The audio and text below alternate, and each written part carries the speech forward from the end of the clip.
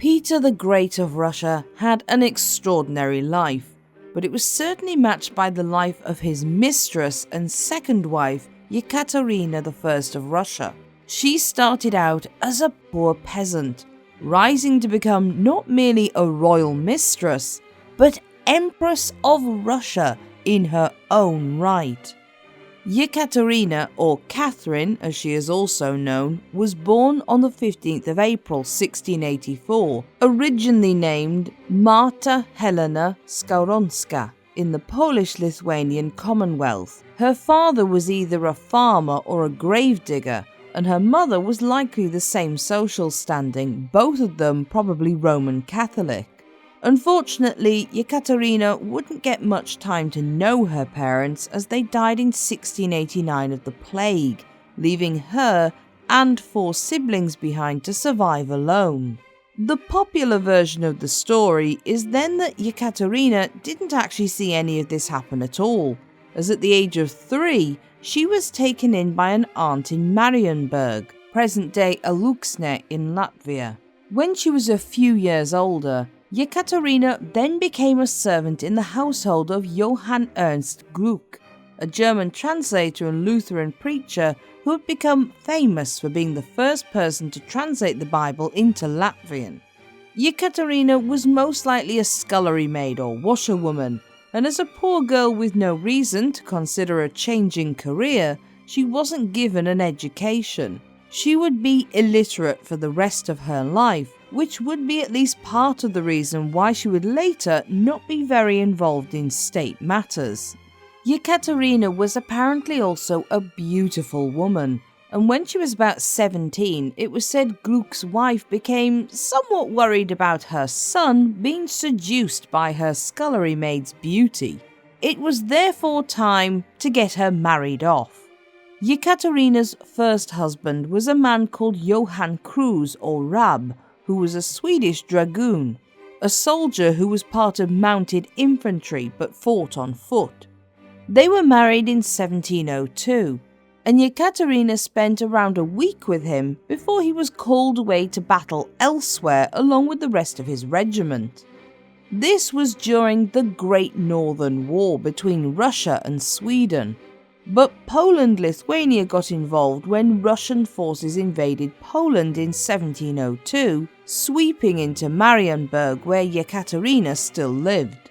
There is a story, lacking in sources, that claims Ekaterina worked as a laundress for the victorious Russian regiment that swept into town, and further, that she was presented in her underwear to Brigadier General Rudolf Felix Bauer, later the governor of Estonia, to become his lover.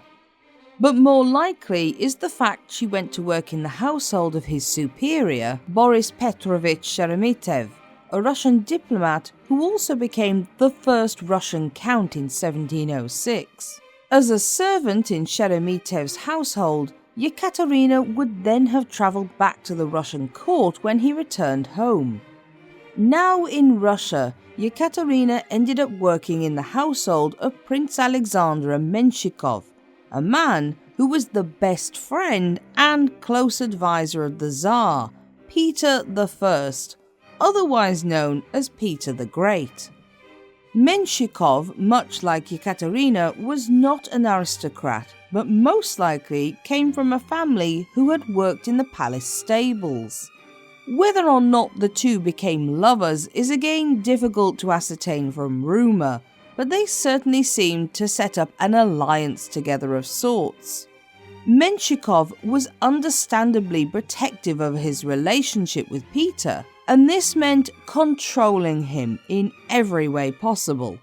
In the past, one way of keeping a ruler best friend on side was to procure for him a suitable mistress, and Menshikov knew Ekaterina would report back to him and push his advice when needed.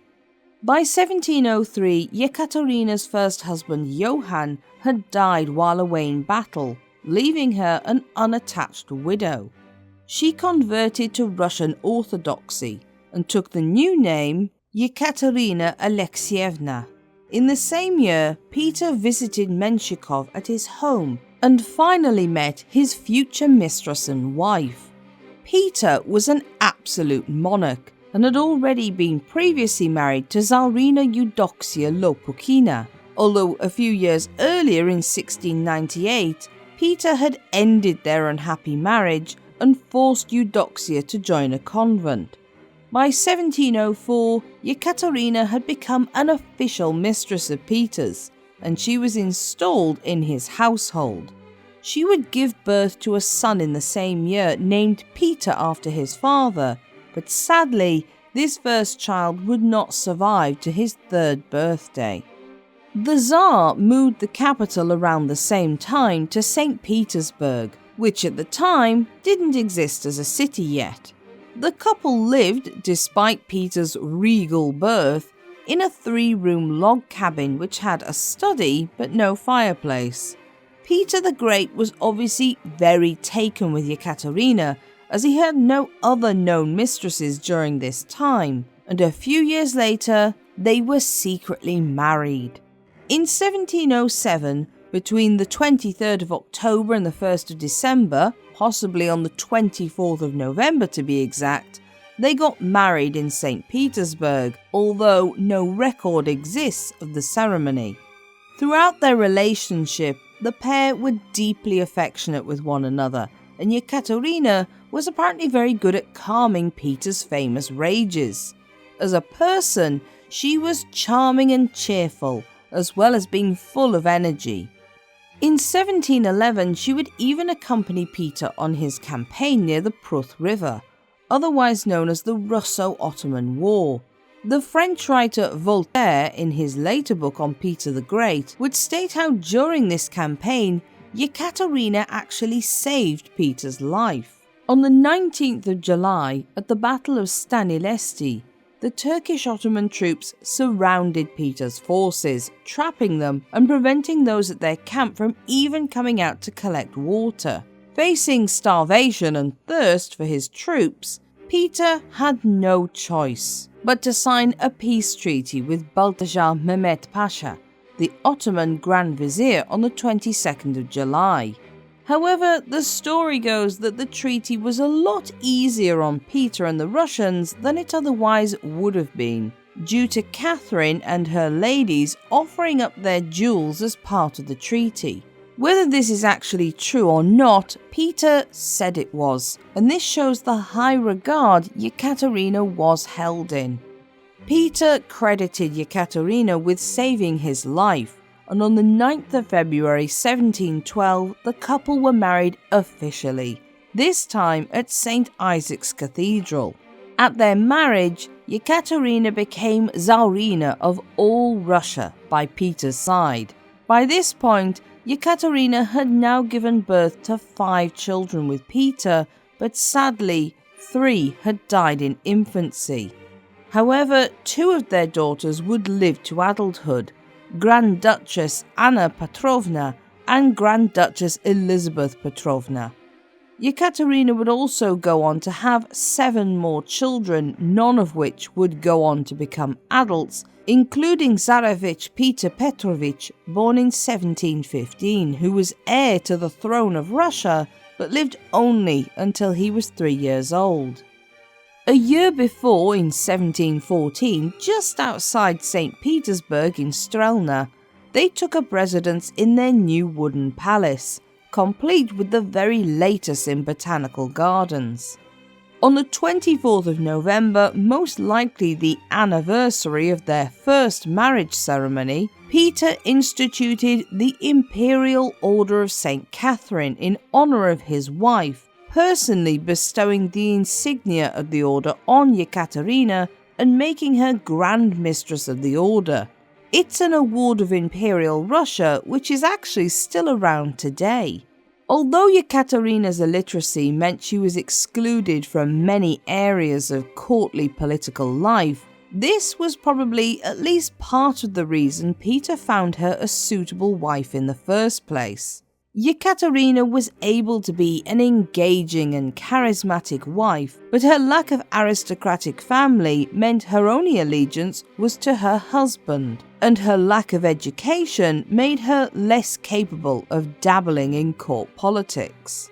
Peter would spend much of his reign fighting battles against the Ottoman and Swedish empires, meaning that he was often gone from Ekaterina's side for long periods of time. Nevertheless, she still travelled with Peter at times, such as in 1716, when Ekaterina went with him on his journey to the Dutch Republic, where he intended to gain allies, and travel on to France for the proposed marriage of one of their daughters to Louis XV of France. Ekaterina did not travel any further with him than the Russian border, however, and it's unknown if she joined him later on. In 1721, following his victory in the Great Northern War, Peter officially adopted the title of Emperor, making Ekaterina Empress of Russia, but she would not be crowned until 1724. Now 40 years old, she also gave birth to her final child in this year, a stillborn son named Grand Duke Paul Petrovich.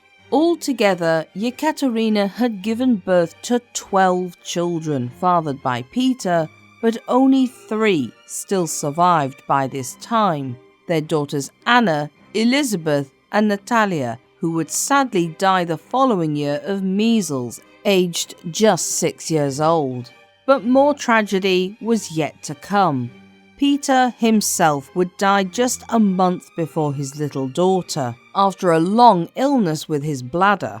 On the 8th of February 1725, Peter the Great died, importantly, without telling anyone who his successor should be. It didn't help that in the year before his death, Ekaterina and Peter had something of an estrangement. She supported Willem Mons, Ekaterina's private secretary, but also the brother to one of Peter's mistresses, Anna Mons, and a lady-in-waiting of Ekaterina's, Matryona. Much of Peter's reign had been spent in trying to clear up corruption within Russian institutions. But both Willem and Matryona began selling their influence to the highest bidder in order to gain an audience with Ekaterina. In doing so, courtiers had an audience with the one person who could greatly influence the emperor. Ekaterina was fond of both and she overlooked this, but her husband did not. On November the 27th, 1724, Willem was executed by beheading, and Matryona was publicly flogged as punishment. Because of her popularity with those who had aligned with William Mons, as well as other commoners who had been brought up to a high rank within court, Ekaterina represented the interests of these new men. Everyone knew that a new emperor was likely to want an entirely new government, one made up of aristocrats. A couple met to discuss who should be Peter's successor, which was interrupted by Menshikov and the Guards regiments who liked Ekaterina, forming a coup. Peter's secretary, Makarov, and the Bishop of Pskov, both commoners who had been raised up, discovered some new evidence that Peter himself had said his wife should lead after his death. They declared Ekaterina the new Empress of Russia in her own right. The peasant girl had become Empress of all Russia. Although in reality, it's difficult to know how much Ekaterina actually ruled by her own hand. Menshikov and other courtiers aligned with him were the real power behind the throne, using Ekaterina's popularity and friendship to push their own agendas. But there was at least one area in which we know Ekaterina pushed, and that was military expenditure. At the time of Peter's death, the Russian army was made up of 130,000 men and complemented by 100,000 Cossacks, as a result swallowing up to 65% of the state's income. As Russia was at peace, Ekaterina wanted to reduce the size of the army, thus decreasing the amount required to maintain the army and reducing taxes for ordinary people as a result. It was a decision that made her very popular with the common folk. However, Ekaterina did see the deposed Empress Eudoxia as a threat, so she had her moved to Schlieselberg Fortress near St. Petersburg as a prisoner to keep her close, but out of the way. The main reason Eudoxia now became a threat was because Ekaterina was the first woman to rule Imperial Russia, opening up the path for other women to follow. But Ekaterina would not get much of a chance to flex her royal muscles anyway, as on the 17th of May 1727, she died of tuberculosis at the age of 43. Ironically, she stated that her successor, with little other choice to do so, should be none other than the grandson of Peter and Eudoxia, Peter II Alexievich. Ekaterina may not have been the most politically involved, hands-on, dominating empress, but she nevertheless was intelligent and charismatic enough to understand how to get to the position she did. Not for one moment will she have doubted she was a puppet empress, but that also allowed her to remain in power and wealth, raise her siblings up to the same social standing, and keep her daughters in the same standard as well. Being the first female empress also opened up a century of Russia being ruled almost exclusively by women, including Ekaterina's daughter Elizabeth and her granddaughter-in-law Catherine the Great, leading to modernization and fundamental change for Russia. If you enjoyed this video, don't forget to like and subscribe so you don't miss any new documentaries.